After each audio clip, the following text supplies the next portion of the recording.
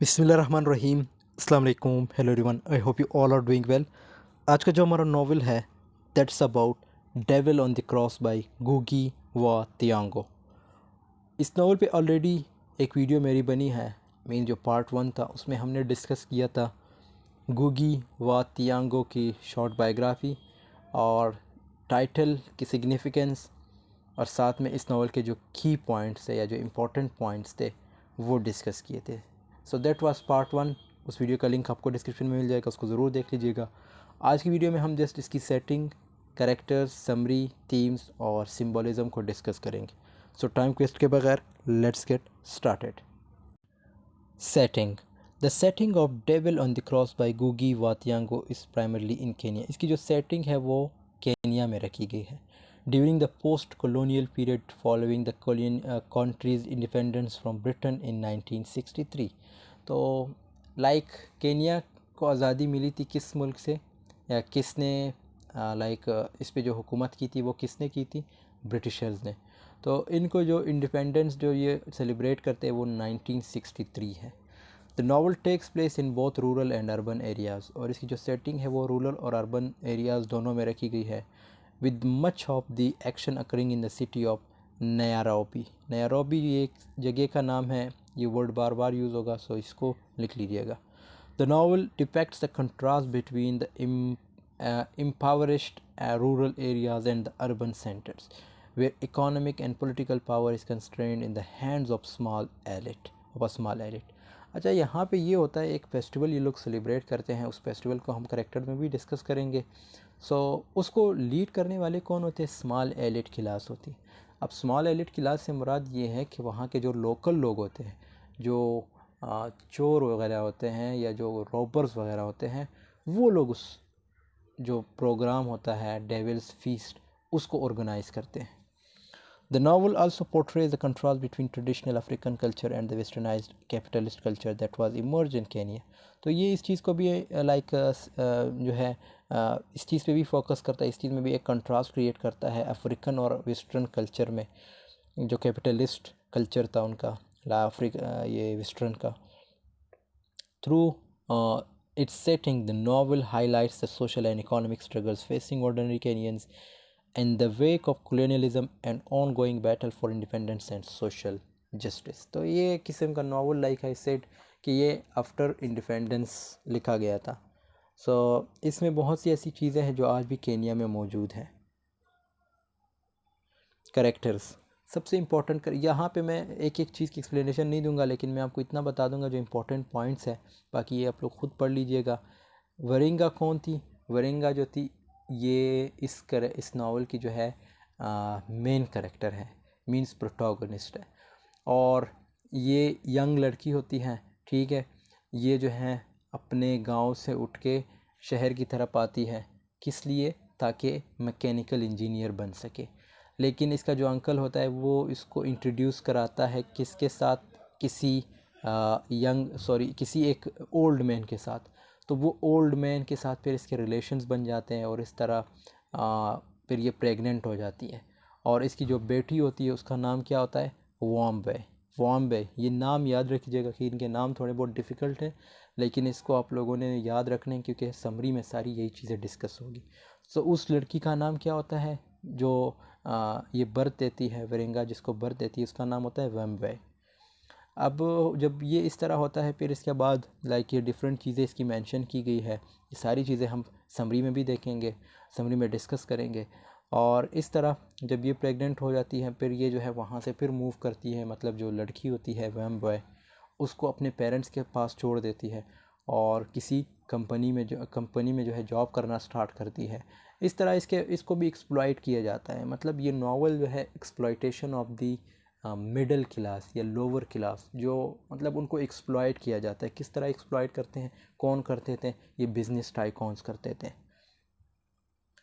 दूसरा करेक्टर हम कह सकते हैं ये एक्चुअली एक फीस्ट होता है। फीस्ट मीन्स लाइक त्यौहार, ठीक है, जिसका नाम क्या है? Devil's feast guests.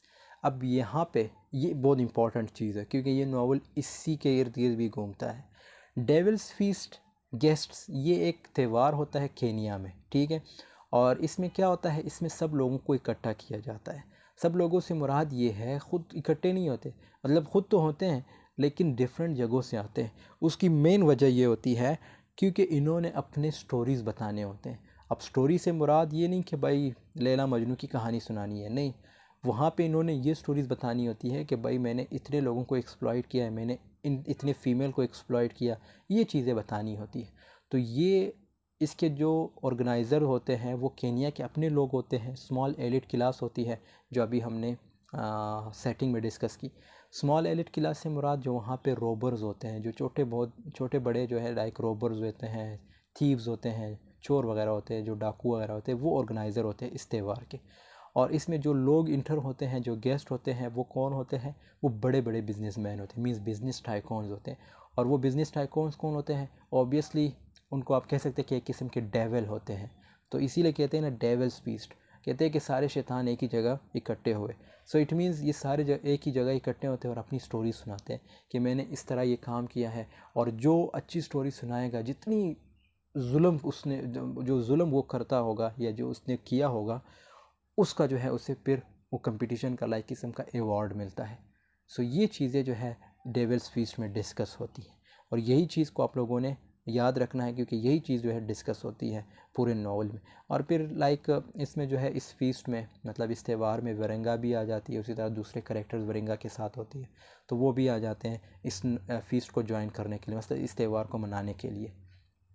वरंगा सिर्फ देखने के लिए आती है, वरंगा ख़ुद एक गरीब फ़ीमेल होती है या लड़की होती है और उसको ख़ुद लोग एक्सप्लॉइट करते हैं, मतलब जो एलिट क्लास होती है। इवन लाइक आई सेड कि वो प्रेग्नेंट होती है, किसकी वजह से होती है? क्योंकि उसका जो अंकल होता है वरंगा का, वो उसको इंट्रोड्यूस कराता है किसी ओल्ड मैन से। तो वो ओल्ड मैन के साथ फिर वो ओल्ड मैन जो है स्टार्ट में इसे अच्छा ट्रीट करता है, लेकिन बाद में जो है उनके फ़िज़िकल रिलेशंस क्रिएट होते हैं और इस तरह ये जो है प्रेग्नेंट होती है और इसकी जो बेटी होती है उसका क्या नाम होता है? वैम्पायर। इसके बाद ये करेक्टर कौन है? ये रिच ओल्ड मैन फ्रॉम नगोरिका। नगोरिका ये एक जगह का नाम है, याद रखिएगा। रिच ओल्ड मैन कौन है? Rich old man like I said वरिंगा के जिसके साथ फिज़िकल रिलेशंस होते हैं वो यही रिच ओल्ड मैन। इसका नाम मेंशन नहीं है, बाकी इसको जो मेंशन किया गया है वो क्या किया गया है? Rich old man. So Wariinga को कौन इंट्रोड्यूस कराता है इससे? इसके वरिंगा के जो अंकल होते हैं। सो वरिंगा कि इसके साथ फिर फिज़िकल रिलेशंस होते हैं और इस तरह ये जो है लाइक एक दूसरे के साथ जब इंटरेक्शन रखते हैं तो इनकी एक बेबी होती है, बेबी गर्ल, और फिर ये वरिंगा को छोड़ देते हैं। मतलब जब ये प्रेग्नेंट होती है तो ये वरिंगा को छोड़ देते हैं, और क्योंकि ये बिजनेसमैन होते हैं इनको कोई पूछता भी नहीं, पुलिस खुद इनके साथ मिली होती है। केनिया की जो पुलिस होती है ना वो सारे इनके हाथ में होती है। और इस तरह फिर ये वहाँ से मूव करता है और जो वरिंगा की जो बेटी होती है वरिंगा जो है उसको अपने पेरेंट्स के पास छोड़ देती है। तो ये इंपॉर्टेंट करेक्टर है, ये भी rich old man from Ngorika. Devil's feast important character है, वरिंगा इंपॉर्टेंट करेक्टर है। और इसके बाद जो हमारे पास दूसरा फोर्थ करेक्टर है वो है रॉबिन मोवेरा। ये भी एक किस्म का ड्राइवर है। किसका? ये दूसरा करेक्टर है matatu model T Ford which conveys Wariinga and the others to the devil's feast. अच्छा, ये वो होता है जब ये लोग मूव करते हैं डेविल्स फीस्ट, मींस ये जो त्यौहार होता है एलमॉर्ग में। एलमॉर्ग में जब ये त्यौहार होता है, ये एक जगह का नाम है, यहाँ पे मेंशन है एलमॉर्ग। एलमॉर्ग में जब ये त्यौहार होता है तो इनको लाने वाला कौन था?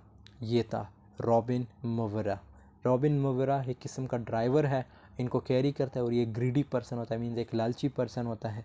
पैसों का लालच इसके पास होता है हमेशा, मतलब एक लालची बंदा होता है और इसकी कोशिश होती है कि इसे कहीं ना कहीं से पैसे मिले, और वो पैसे किससे मिले? मतलब जो बिज़नेस टाइकॉन्स वगैरह होते हैं। तो ये इनको कैरी करता है डेविल्स फीस्ट की तरफ, मतलब अपने कार में। और फिर ये जब कार में होते हैं ना सारे, तो अपनी अपनी स्टोरी सुना रहे थे। वहाँ पे वरिंगा जो है उसकी मुलाकात एक ऐसे बंदे से भी होती है जो फिर उसके बाद लाइक उनकी शादी भी होती है।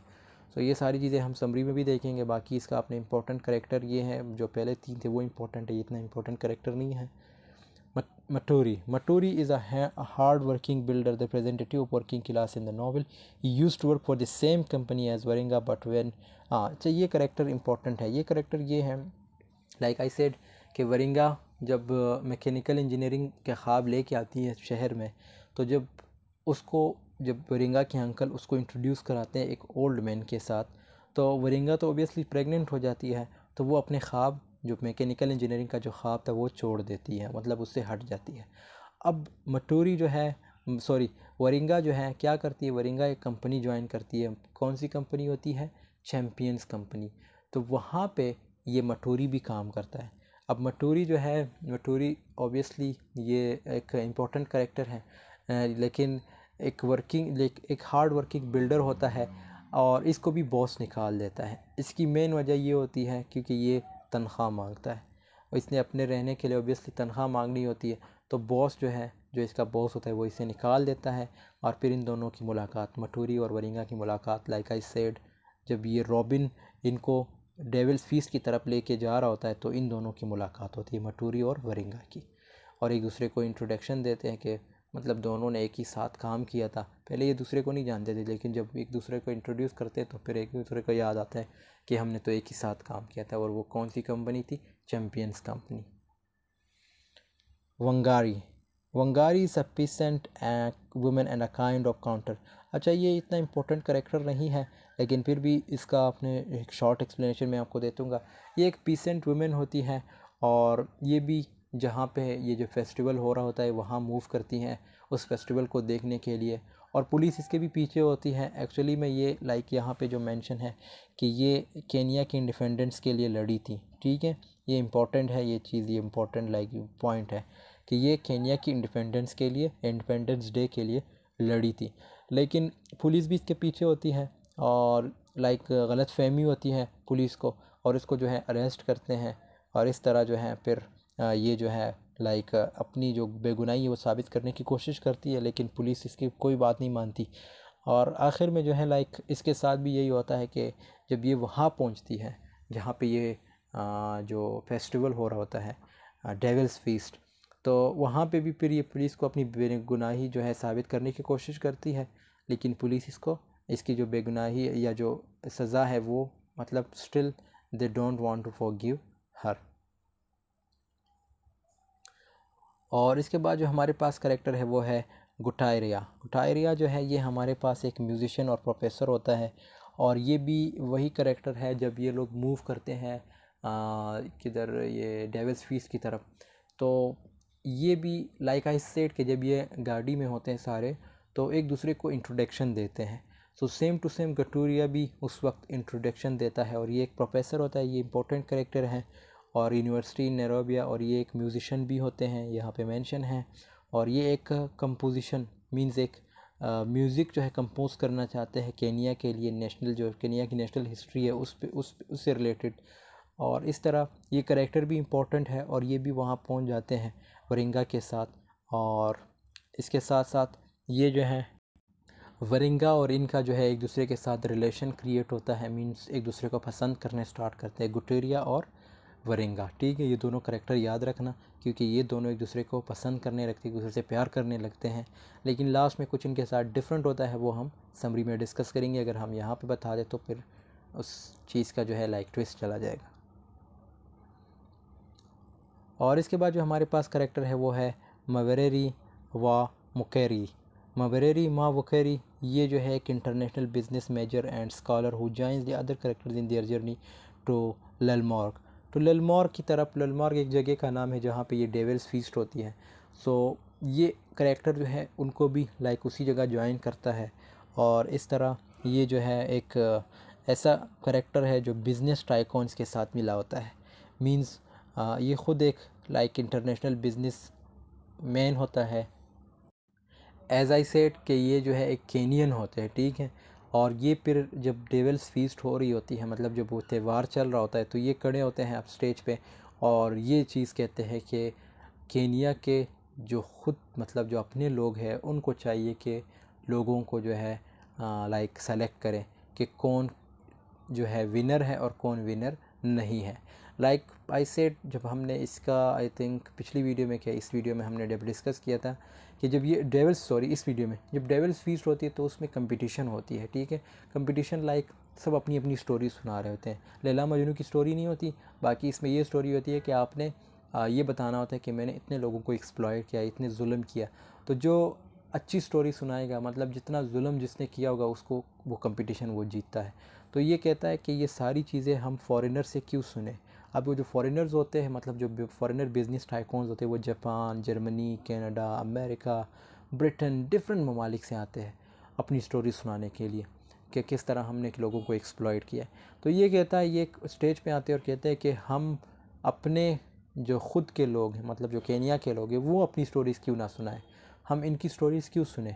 और पिता के कंपटीशन जो है, कंपटीशनर होता है, मीन जो मुकाबला जो जीतता है वो हम में से हो, ना कि कोई इंटरनेशनल बिजनेस टाइकून हो।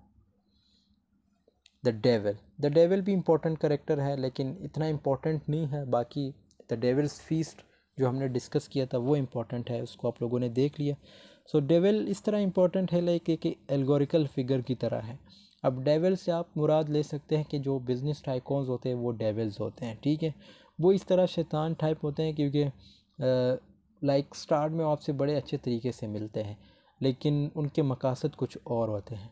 सेम टू सेम लाइक जब वरिंगा को इंट्रोड्यूस कराता है उसके अंकल एक ओल्ड मैन से, तो ओल्ड मैन स्टार्ट में वरिंगा से बहुत अच्छे तरीके से मिलता है, लेकिन बाद में उसको जो है प्रेग्नेंट कर देता है और वहाँ से मूव करता है। सो उसको पूछने वाला कोई नहीं होता। इट मीन्स एक किस्म की एक्सप्लॉयटेशन फीमेल की गई है। सो ये डेविल जो है हम कह सकते हैं कि जो बिज़नेस टाइकून्स होते हैं, चाहे इंटरनेशनल हो या केनिया के अपने लोग थे, तो उनको कहा जाता है बॉस कायरा वो है जहाँ पे वरिंगा काम करने जाती है, ठीक है। और ये लाइक आई सेड यहाँ पे देखो मेंशन भी है कि ये किसके बॉस थे, मटूरी और वरिंगा दोनों के बॉस थे। सो ये वहाँ पे जब काम करने जाती है वरिंगा और मटूरी, तो वहाँ से जो है ये जो बॉस कायरा है इसके भी ये चाहता है कि वरिंगा इसके साथ फ़िज़िकल रिलेशंस रखे। तो फ़िज़िकल रिलेशंस तो रिंगा नहीं रखना चाहती और इस तरह वो वहाँ से मूव करती है। सो ये बॉस का क्या है, कहरा का नाम भी याद रख लीजिएगा। फिर हमारे पास है John Kimwana. John Kimwana is Wariinga's former lover. ये जो वरिंगा के फॉर्मर लवर है और पैशनेट और young student at the university through Wariinga loves him deeply, he abandons her when she tells him of her experience with boss Kihara. अब ये होता कुछ यूँ है कि जब वरिंगा इस जगह से मूव करती है, जिस कंपनी में इसको लाइक जॉब ऑफर होती है, जब ये वहाँ जॉब करने जाती है, लाइक आई सेड कि बॉस कायरा भी यही चाहता है कि वरिंगा का उसके साथ फ़िज़िकल रिलेशन हो, मतलब उसके साथ जो है कोई ऐसे रिलेशन रखे कि जिससे मतलब लाइक आई सेड के he wanted Wariinga to be with him every time. लेकिन जब यही स्टोरी जो है जो वरिंगा अपने अपने दोस्त जॉन कैमियाना को सुनाते हैं, तो जॉन कैमियाना जो है इस पे बिलीव नहीं करते। वो यही कहते हैं कि शायद इसने फ़िज़िकल रिलेशंस रखे होंगे जॉन कायरा के साथ। तो ये वहाँ से मूव करता है, मतलब इसको छोड़ देता है, किसको, वरिंगा को। Gicaandi player, the Gicaandi player is the narrator. अच्छा, ये नावल के नरेटर है, ये इम्पोर्टेंट करेक्टर है, इसको याद रख लीजिएगा। नावल को जो जितना भी नरेशन हमें देखने को मिलता है इस नावल का, वो कौन नरेट कर रहा है, गैसेंडी प्लेयर, ठीक है। और मोंटी वो बंदा होता है, एक अननोन पर्सन होता है। जब वरिंगा ख़ुदकुशी करने जाती है तो ये उसे रोक देता है और इस तरह मोंटी वरिंगा को ये कहता है कि डेविल्स फीस्ट एक त्यौहार है, हमें वहाँ मूव करना है। अब मोंटी और वरिंगा दोनों एक साथ मूव करते हैं, कहाँ पे, ये क्या कहते हैं, डेविल्स फीस्ट पे। तो डेविल्स फीस्ट की तरफ आते हैं और इस तरह ये दोनों जो हैं फिर जहाँ पे ये ख़ुदकुशी करने जाती है वरिंगा, तो वहाँ से मूव करते हैं और डेविल्स फीस्ट जो एक त्यौहार है वहाँ आते हैं। और ये डेविल फीस्ट कहाँ पे होता है, लेलमॉर्ग में, जो इनका अपना एरिया है वरिंगा का। अब यहाँ से जो है दोस्तों समरी स्टार्ट होती है। समरी में मैंने सारे कैरेक्टर्स मेंशन किए क्योंकि ये जो जितने भी स्टोरी है ये सारी इन्हीं कैरेक्टर्स के इर्द गिर्द घूमती है। खैर, अब दोस्तों यहाँ पे ये नावल में जो है जो रोल है, जो इम्पोर्टेंट रोल है वो किसका है, जसिंटा वारिंगा का। इसका जो फुल नेम हुआ क्या है, जसिंटा वारिंगा, लेकिन मैं बार बार वरिंगा यूज़ करूँगा सो आपने कंफ्यूज नहीं होना। ये नावल में जो है जो रोल है, जो इम्पोर्टेंट रोल है वो जसिंटा वारिंगा का है कि कैसे वो लोग एक तकलीफ़ात से गुज़रती हैं। मतलब कौन जो है तकलीफ़ात से गुज़रती है, जसिंटा वारिंगा। और इस नावल का जो नरेटर है वो कौन है, ये जसेंडी प्लेयर। वो इस नावल की स्टोरी बताने से थोड़ा जो है लाइक हिचकिचाता है। और क्योंकि एल्मोर्ग एक जगह का नाम है, लाइक आई सेड एल्मोर्ग, इसको याद रख लीजिएगा, MOROG, ठीक है। क्योंकि जब ये जब स्टोरी बता रहा होता है गेसेंडी प्लेयर, तो थोड़ा हिचकिचा जाता है। तो किस जगह की स्टोरी बता रहा होता है? एल्मोर की। वहाँ जो कुछ भी होता है डेविल्स पीस में और जेसिंटा वरिंगा की लाइफ में, वो काफ़ी शेमफुल होता है, तो इसलिए ये जो है घबरा जाता है बताने से। लेकिन लोग गेसेंडी प्लेयर को फोर्स करते हैं कि वो इस स्टोरी को बताए, और इस स्टोरी को नरेट करता है। मतलब फिर ये जो है इस स्टोरी को नरेट करना स्टार्ट करता है, और यहाँ से शुरू होती है नावल की कहानी। ठीक है, आई होप आपको ये समझ आया होगा कि वरिंगा इम्पोर्टेंट करेक्टर है। वरिंगा कौन है? वरिंगा जो है एक फ़ीमेल है और साथ में ये गरीब है, ठीक है। और ये आती है मैकेनिकल इंजीनियरिंग करने सिटी की तरफ, लेकिन इसको जो है एक्सप्लॉइट किया जाता है। कौन एक्सप्लॉइट करता है? लाइक एक बिजनेस टाइकॉन इसको प्रेग्नेंट करता है, और इसकी एक बेटी होती है, उसका नाम क्या होता है? वरियाय। वरियाय जो है इम्पोर्टेंट करेक्टर इतना नहीं है क्योंकि उसको इतना मेंशन नहीं किया गया है, लेकिन आपने इतना याद रखना है कि वरिंगा इंपॉर्टेंट करेक्टर है। और इस नावल को जो नरेट कर रहा है वो कौन है? गेसेंडी प्लेयर, ठीक है। तो यहाँ से जो है अब नावल की शुरुआत होती है। खैर, अब यहाँ पे हम स्टार्ट लेते हैं। अब चैप्टर 2 में है। चैप्टर 2 में क्या है? चैप्टर 2 में नावल की जो प्रोटोगनिस्ट है जेसिंटा वरिंगा। जेसिंटा वरिंगा जो है उसको इंट्रोड्यूस किया गया है, जहाँ पर उसके अंकल जो है इंट्रोड्यूस कराते हैं एक रिच ओल्ड मैन फ्रॉम नगोरिका। ये रिच ओल्ड मैन फ्रॉम नगोरिका, नगोरिका एक जगह का नाम है, ठीक है। वरिंगा को कौन इंट्रोड्यूस कराता है? उसके अंकल। किससे? रिच ओल्ड मैन से। और ये रिच ओल्ड मैन जो है सेक्सुअली अट्रैक्ट होता है वरिंगा की तरफ, और जेसिंटा वरिंगा को पैसे देता है, ठीक है, लग्जरी चीज़ें देता है, जिसकी वजह से जैसे जो वरिंगा है अपने मैकेनिकल इंजीनियरिंग का ख्वाब जो था, जो एक गोल था, उसको छोड़ देती है और इस रिच ओल्ड मैन के साथ जो है इन्वॉल्व हो जाती है।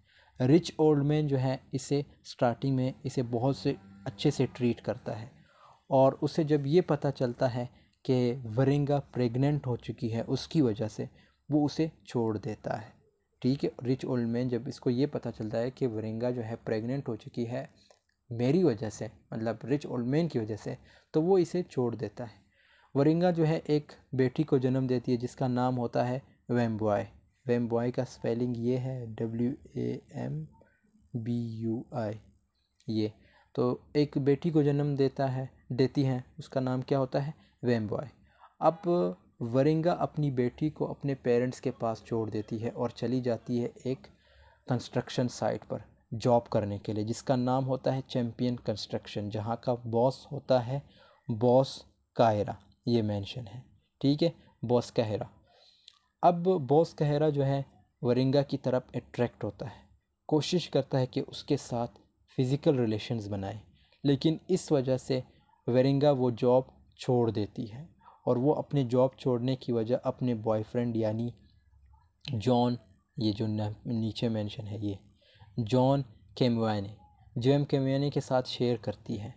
और बॉयफ्रेंड जो है उल्टा वरिंगा पर शक करता है कि वरिंगा का उसके साथ में अफेयर रह चुका होगा, उन दोनों के बीच सेक्स हो चुका होगा। वो वरिंगा को छोड़ देता है। उसके बाद वरिंगा जिस अपार्टमेंट में रहती है रेंट पर, वहाँ पर रेंट देने के लिए उसके पास पैसे नहीं होते, तो 3 लोग आते हैं और उसका सामान बाहर फेंक देते हैं, और वरिंगा सड़क पर आ जाती है। अब वो डिप्रेस्ड हो जाती है। कौन डिप्रेस्ड हो जाती है? वरिंगा। क्यों डिप्रेस हो जाती है? क्योंकि 3 लोग आए और उन्होंने उसका सामान बाहर फेंक दिया, क्योंकि उसके पास रेंट के पैसे नहीं। अब वो डिसाइड करती है, वरिंगा डिसाइड करती है कि वो सुसाइड करेगी। वो रेलवे ट्रैक पर जाती है कि वो अपने आप को मार देगी। इतने में वहाँ पर एक अननोन बंदा आता है। अब वो अननोन बंदा कौन होता है, मैं यहाँ में ये मिटा दूँ ताकि आपको आसानी हो। अब वो अननोन बंदा जो होता है वो मोंटी होता है, ठीक है। मोंटी आता है और उसे सुसाइड करने से रोकता है। जब वो वरिंगा की स्टोरी सुनता है तो उसे बहुत बुरा लगता है, और वो वरिंगा को डेविल्स फीस्ट में आने की, ये एक मेंशन है, डेविल्स फीस्ट में आने की लाइक इनविटेशन देता है, ठीक है, ताकि वो उसको अटेंड कर सके, उसका माइंड जो है फ्रेश हो सके। और जो वरिंगा है वो सोचने लगती है कि वो इवेंट जो है उसके होम टाउन में होने वाला है जहाँ उसके पेरेंट्स रहते हैं, और वो डिसाइड करती है कि वो इस डेविल्स फीस्ट को ज़रूर अटेंड करेगी। अब वो वहाँ से एक टैक्सी में बैठ जाती है दूसरे पैसेंजर्स के साथ एल्मॉर्ग के लिए। एल्मॉर्ग मेंशन करता हूँ, एल्मॉर्ग ये जगह का नाम है, ठीक है। यहाँ पे डेविल्स फीस्ट का जो प्रोग्राम है, ये जो त्यौहार है वो मनाया जाएगा। तो ये जो है वहाँ से मूव करती है एल्मोर की तरफ, ठीक है। किसके साथ? मोंटी के साथ। मोंटी कौन है? जिसने इसको बचाया है सुसाइड करने से। और जो इसके साथ दूसरे पैसेंजर्स, अब ये जब वहाँ से मूव करते हैं, ओबियसली जब एक जगह पे एक साथ होते हैं तो और भी पैसेंजर्स इनके साथ होते हैं उस गाड़ी में या उस टैक्सी में। तो जो इसके साथ दूसरे पैसेंजर्स होते हैं उनके साथ उनका बहुत अच्छा बॉन्डिंग हो जाता है, मतलब एक अच्छी बॉन्ड बन जाती है इन सब के आपस में। वो एक दूसरे से अपनी स्टोरीज शेयर करते हैं। और गुटायरा बताता है, अब यहाँ पे हम फिर अगेन ये रिमूव करता हूँ, गुटायरा ये मेंशन है, किधर गए ये। अब गुटायरा अब ये सारे अपनी स्टोरी सुना रहे थे, ठीक है, आप लोगों ने इसको सुनना है। गुटायरा बताता है कि मैं एक म्यूज़िशियन और प्रोफेसर हूँ और यूनिवर्सिटी में, और गुटायरा एक ऐसा म्यूज़िकल कंपोजिशन बनाना चाहता है जिसके थ्रू वो केनिया की हिस्ट्री को एम्बॉडी कर सके। और उसके बाद है वेंगायरी। वेंगायरी वेंगायरी जो है वो एक पीसेंट वुमेन होती है, खेती करने वाली खातून होती है, और इसको जो है नेरेबुआ में अरेस्ट किया जाता है। नेरेबुआ ये एक जगह का नेगोरिका सॉरी नहीं नेरोबॉय नेरोबॉय में जो है एक जगह का नाम है, वहाँ पे अरेस्ट किया जाता है। पुलिस जो है अरेस्ट करती है, चार्जेस लगाते हैं, और वो एल्मॉर्ग इसलिए जाना चाहती है कि वो पुलिस को बता सके कि उसे काम चाहिए, और ये केनिया की इंडिपेंडेंस के लिए लड़ती है। उसके बाद है मटोरी। मटोरी ये एक हार्ड वर्किंग बिल्डर है, और ये उसी कंपनी में काम करता है जहाँ पर वरेंगा काम करती थी। और ये अपने बॉस से मींस सफिशेंट बैलेंस मांगता है, लेकिन उसका बॉस उसे जॉब से निकाल देता है। अब मटोरी और वरेंगा एक ही कंपनी में काम करते थे। उस कंपनी का क्या नाम था? चैम्पियंस कंस्ट्रक्शन कंपनी, ठीक है। तो मटोरी को इसलिए निकाल दिया जाता है क्योंकि वो सफिशेंट यानी बैलेंस मांगता है, पैसे मांगता है। उसके बाद है हमारे पास मवेरी मा मोकेरे। ये जो करेक्टर है ये बहुत बड़ा बिजनेसमैन है और स्कॉलर टाइप बंदा है, और इस चीज़ पे बिलीव करता है कि एक्सप्लॉइट करो वर्किंग क्लास को, और चोरी पे बिलीव करता है। और ये उस डेविल फीस्ट के बारे में पैसेंजर्स को बताता है कि डेविल फीस्ट जो है एक तरीके का कंपटीशन है, मतलब ये पूरी एक्सप्लेनेशन देता है क्योंकि ये ख़ुद एक शैतान है, मतलब एक लोगों को एक्सप्लॉइट करता है। तो ये पूरी एक्सप्लेनेशन देता है डेविल फीस्ट की, कि कहता है कि डेविल फीस्ट जो है एक तरीके का कंपटीशन है, और वहाँ 7 लोगों को चुना जाता है, मतलब 7 लोगों को जो है सेलेक्ट किया जाता है और वही विनर होंगे। और ये डेविल फीस्ट जो है एल्मोर के जो बड़े बड़े रॉबर्स या जो थीव्स होते हैं या जो टाइकॉन्स होते हैं उन्होंने इसको ऑर्गेनाइज़ करना होता है, मतलब केनिया के अपने लोग इसको ऑर्गेनाइज़ करते हैं। और कहता है कि कुछ फ़ॉरेन गेस्ट भी आने वाले हैं जो कि America, England, Germany, France, Italy, Sweden, Japan, अलग अलग मुल्कों से आएंगे, और ये लोग अपने ममालिक में ऐसे ही एक्सप्लॉइट करते हैं वर्किंग क्लास लोगों को, और सब जो है डिसाइड करते हैं कि वो डेविल्स फीस्ट में जाएंगे। और जैसे ये सब फीस्ट पर पहुंचते हैं, मतलब ये जितने लोग एक गाड़ी में बैठे थे सारे जब डेविल्स फीस्ट पर पहुंचते हैं, और सब लोग अपने अपनी स्टोरीज़ बता रहे होते हैं कि मैंने ऐसा एक्सप्लॉइट किया वर्किंग क्लास को। अब ये जब वहाँ पहुँचते तो सब अपनी स्टोरीज सुना रहे थे, मतलब जो बिज़नेस टाइकून्स है वो सारी अपनी स्टोरी सुना रहे थे कि मैंने ऐसा किया वर्किंग क्लास को, उनके साथ इस तरह किया कि मैंने कैसे ये जो है वर्किंग क्लास है उनके बॉडी ऑर्गन्स बेच दिए थे, मतलब सब अपनी अपनी स्टोरी सुना रहे होते हैं ताकि उस कंपटीशन को जीत सके। अब ये सुनने के बाद वहाँ पर जो बिज़नेस मैन ये मवेरी मा मोकेरी वो एक प्रपोज़ल देता है, उन सब के सामने स्टेज पर जाता है और कहता है कि ये जो सारे फॉरेन गेस्ट हैं अमेरिका, इटली, फ्रांस, जर्मनी वगैरह, ये सबको बाहर भगा दो,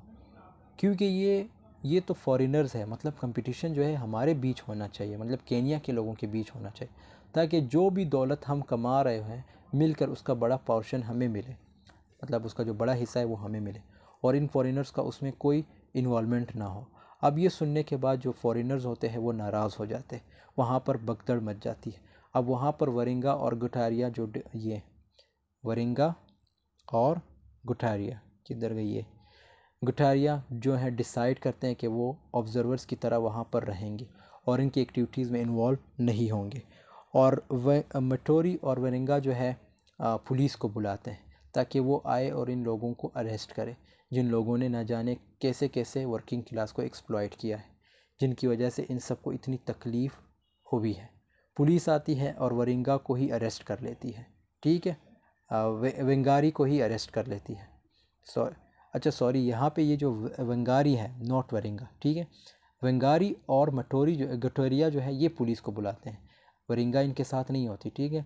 गुटरी और वेंगारी जो है पुलिस को बुलाते हैं और फिर जब पुलिस आती है तो वो उल्टा जो है वेंगारी को जो है अरेस्ट कर लेती है, क्योंकि वो जो है जो वेंगारी है उसको ऑलरेडी ढूंढ रहे होते हैं।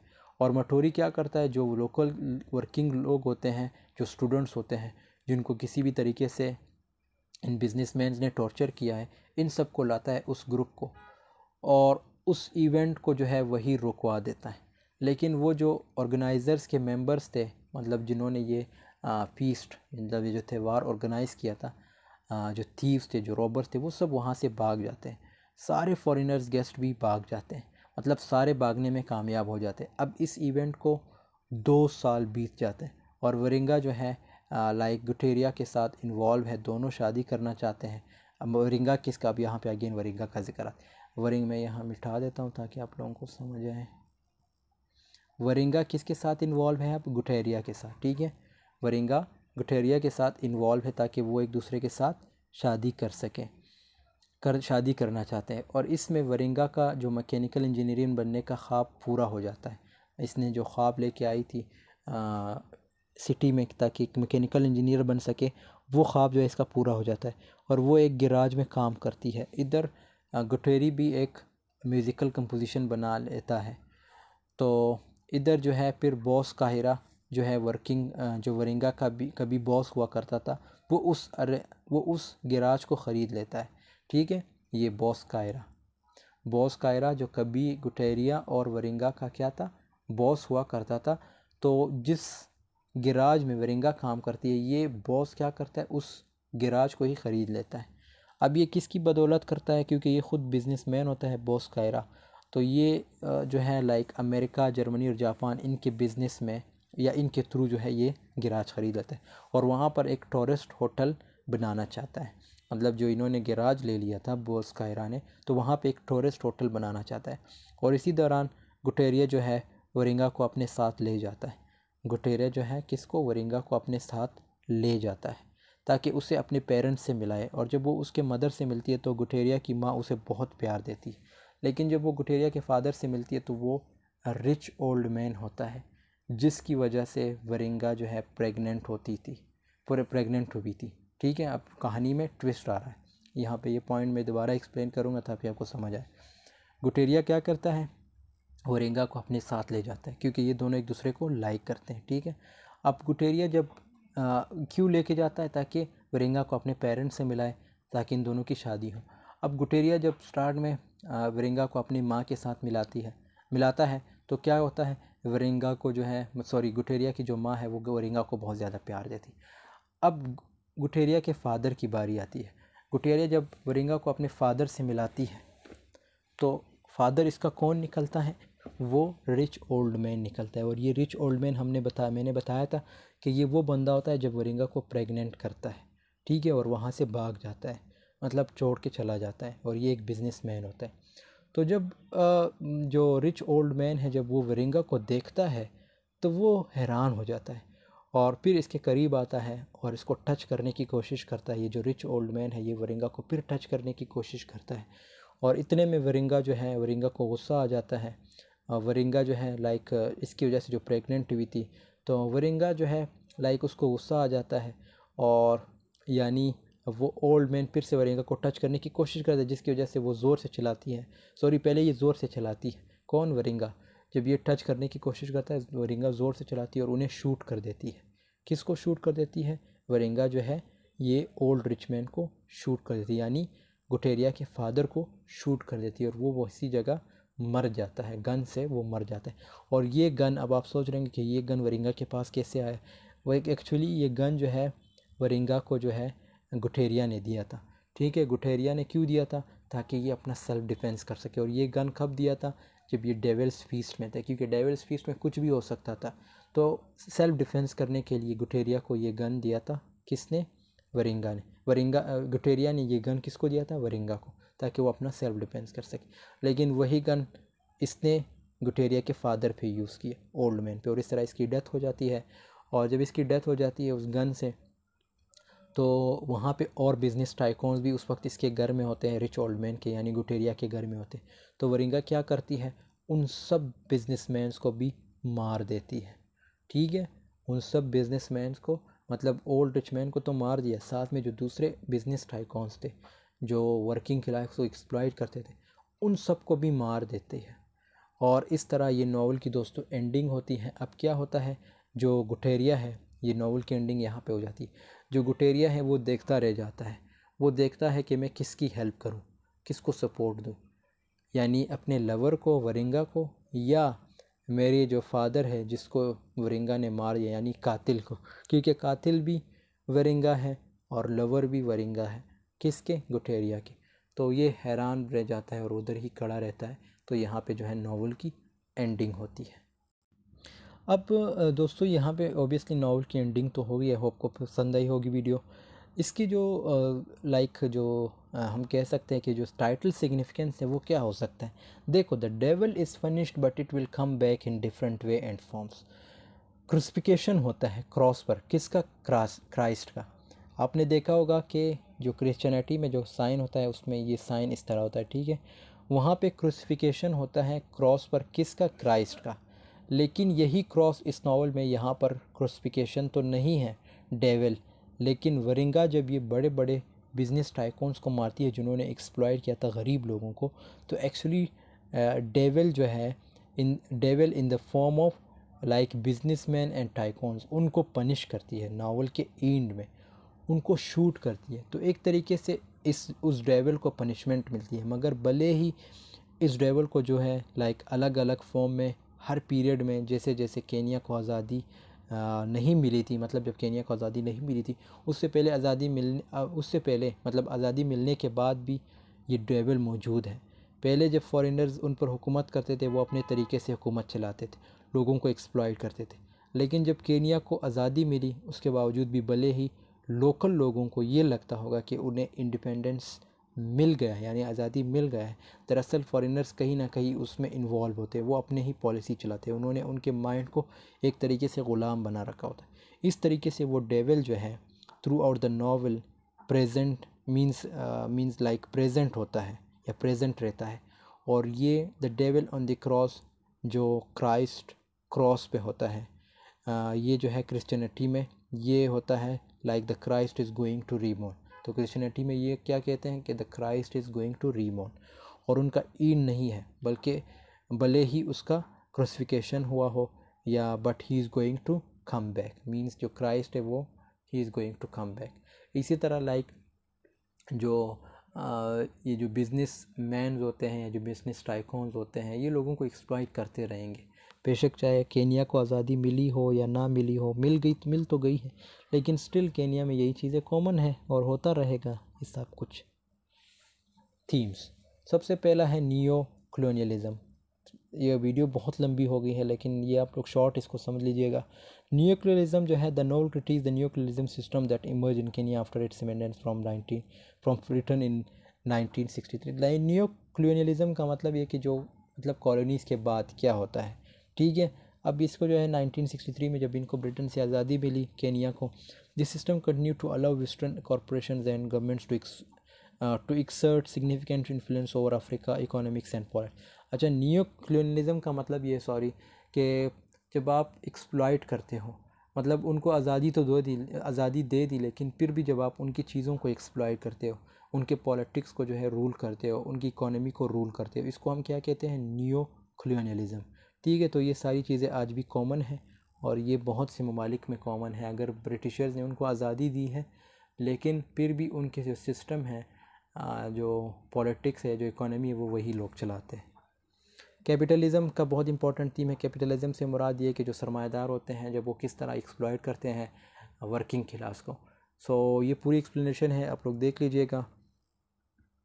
लाइक केनिया में जो वर्किंग क्लास थी, स्पेशली जो फीमेल्स थी, उनको एक्सप्लॉइट किया जाता था। वरिंगा बहुत इंपॉर्टेंट करेक्टर है, उसको कितना एक्सप्लॉइट किया आप लोग बेहतर जानते हैं। लाइक एक जो बिजनेसमैन होता है वो उसे प्रेग्नेंट कर देता है, फिर वहाँ से मूव करता है। तो ये किस्म की एक्सप्लॉइटेशन होती है जहाँ पे आप अपनी आवाज़ नहीं उठा सकते। क्यों? क्योंकि वो एक अमीर बंदा होता है। अब वो अमीर बंदा क्यों है? क्योंकि वो एक कैपिटलिस्ट क्लास है, कैपिटलिज़म थी वहाँ पे। पेट्रियार्की मीन्स जहाँ पे मेल डोमिनेंट सोसाइटी हो। अब ऑब्वियसली केनिया में मेल डोमिनेंट सोसाइटी थी, और मेल डोमिनेंट सोसाइटी से मुराद ये है कि जहाँ पे फ़ीमेल को एक्सप्लॉइट किया जाता है। सो सेम यही चीज़ें केनिया में थी, चाहे वो आज़ादी से पहले या आज़ादी के बाद। आज़ादी से पहले इनको वेस्टर्न एक्सप्लॉइट करते थे, फिर आज़ादी के बाद इनको अपने केनिया के लोग एक्सप्लॉइट करते थे। Resistance and hope that is more important. जैसे वरिंगा जो थी, एक होप पे थी कि उसे कुछ ना कुछ बेहतर मिलेगा मतलब लाइफ में, और इस तरह जो है लास्ट में जो है ये क्या करती है, जो एक होप थी कि मतलब ये जो केनिया के जो लोग हैं जो एक्सप्लॉइट करते हैं वर्किंग क्लास को, उनको ख़त्म करना था। तो वो भी इसने कर दिया था लास्ट में, और उनको जो है लाइक एक गन से जो है ख़त्म कर दिया था। और इस तरह ये जो है एक रेजिस्टेंस या एक होप की मिसाल है। Language and culture that's more important. Language and culture आपकी ख़त्म हो जाती है जब आप उसको यूज़ नहीं करते।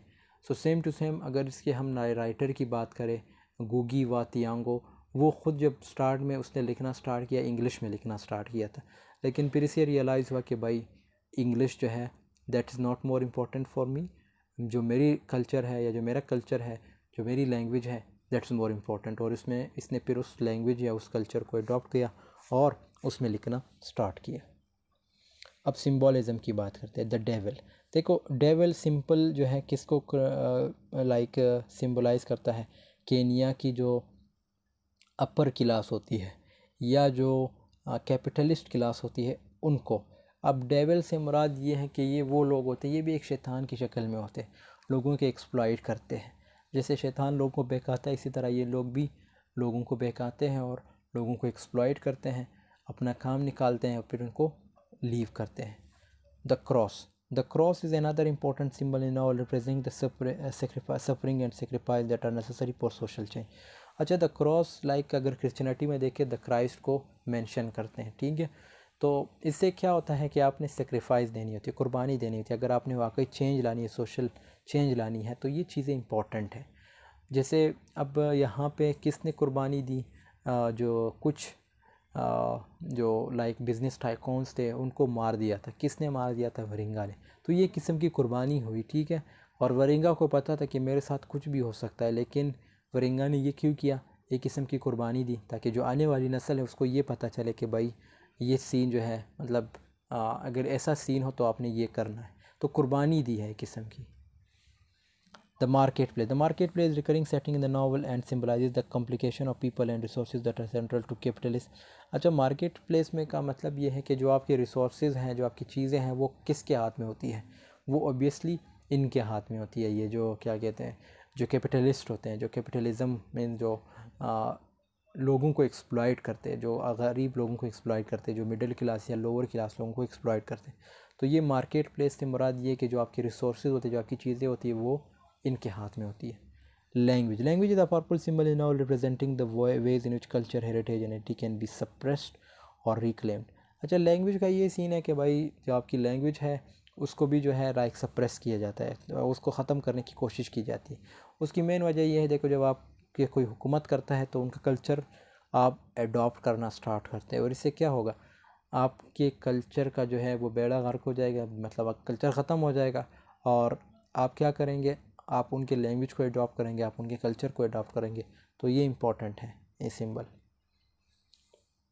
और ये उसकी फर्दर एक्सप्लेनेशन है। Dreams are a recurring motive in the novel representing the possibility of escape and the power of imagination। characters in the novel often dream of a better future। अब dreams obviously जब हर बंदे का एक ख्वाब होता है कि वो अपने मुल्क को चेंज कर सके, अपने मुल्क के लोगों के लिए कुछ कर सके। सेम पूरे नॉवल में यही होता है। जो करेक्टर्स होते हैं वो भी यही होप होती है उनकी, वो यही रेजिस्टेंस होती है, यही ड्रीम्स होती है कि उनको एक नया फ्यूचर मिले, एक पॉजिटिविज़म देखने को मिले और लोगों जो है लोग खुशहाल रहे। तो ये सारी चीज़ें जो है ये पूरे नावल में जो करेक्टर्स होते हैं वो यही सोचते हैं कि उनको एक ब्राइट फ्यूचर मिले। लेकिन ब्राइट फ्यूचर तब मिलता है जब आप इनके अगेंस्ट होते हैं, ये जो कैपिटलिस्ट होते हैं इनके अगेंस्ट जब आप होते हैं तो फिर आपको एक ब्राइट फ्यूचर मिलता है। मतलब एक किस्म का इनकलाब चाहिए होता है ब्राइट फ्यूचर के लिए, क्योंकि जिस सोसाइटी में ये लोग थे तो उस सोसाइटी में ओबियसली बहुत मुश्किल था अपने आप को प्रमोट करना। So this was all about today's. I hope this video has been helpful. पूरी वीडियो तो बहुत लंबी हो गई है but I tried my best कि आप लोगों को समझ आए।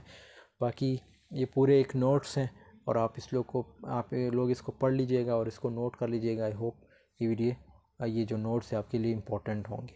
मिलते हैं नेक्स्ट वीडियो में, तब तक के लिए अल्लाह हाफिज़, टेक केयर ऑफ़ योरसेल्फ।